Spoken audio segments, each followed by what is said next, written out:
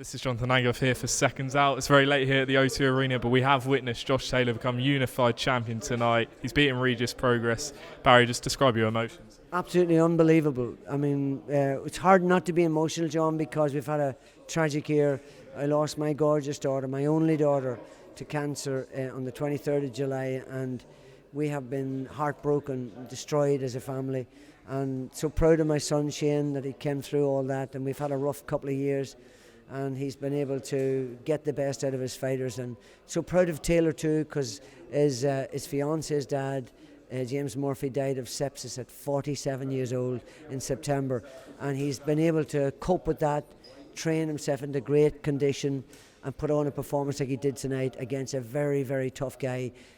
Taylor was a ranked outsider by most of the boxing punters all over the world, and yet he showed what he can do, and he won it. I felt by about 3 rounds, but it was a spectacular fight. I mean, as you said, Josh Taylor was the underdog going into tonight, but he really showed incredible boxing skill, doubling up the jab.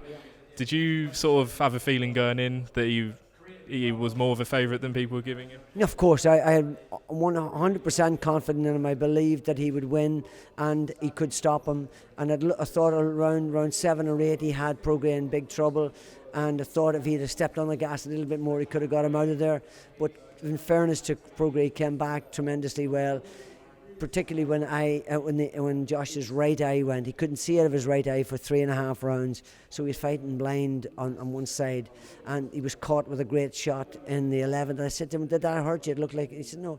He said, "Never hurt me at all. I just couldn't see," and he showed that he could back a fighter up and beat him in his own game, and he showed so much versatility. I'm very, very proud of him, and IBF, WBA, Ring Magazine and WBSS Muhammad Ali Trophy all in the 1 year. A tragic year for all of us emotionally, and yet Taylor has blossomed and come to the fore. So I'm immensely proud of him, John. John, I'm going to have to run. Yeah, brilliant. One last question. Who does Josh Taylor fight next? Everyone's saying Jose Ramirez. There's domestic clashes possible with Lewis Ritson. Where's he going next? To be honest with you, with the greatest respect to Lewis Ritson, for us that's a step back. We only want big fights, and I want to work with Eddie, and maybe we could look at Ritson after the winner of Postel and Ramirez, because we think Ramirez will beat Postel, but Postel's very good, and as he showed against Taylor. I want to give Josh 2 or 3 months to recover from that eye injury.